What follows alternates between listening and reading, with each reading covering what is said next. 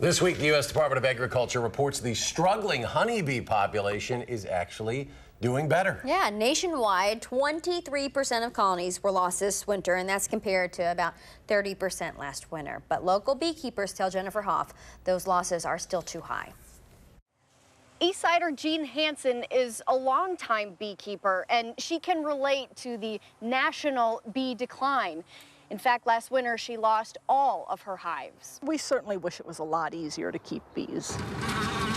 Hansen took it hard when she recently lost as many as 500,000 honeybees. It's a combination of many factors, and one of the big ones is the parasitic mites. The mites attack bee larvae and have pulverized the population so much, the U.S. Department of Agriculture recently gave millions of dollars to Wisconsin and other states to help benefit bees. We need beekeepers to provide homes for bees because there's not hollow trees. If a tree dies, people cut it down.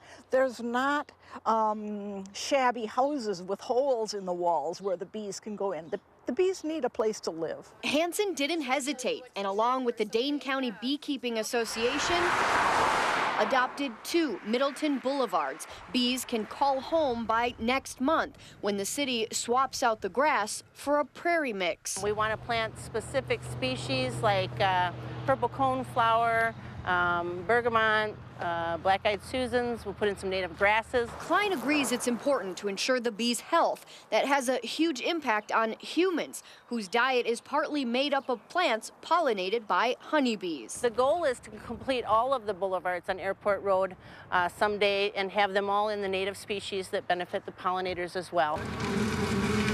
As for Jean Hansen, this is my 6th summer. She's still trying to bounce back from a crippling crop loss and hopes her honeybees can too. The U.S. Department of Agriculture has proposed setting aside $71 million in next year's budget to help the bee population, while Hansen has ordered 6 new hives and hopes they continue to succeed. Covering the news in Madison, I'm Jennifer Hoff for WISC TV3.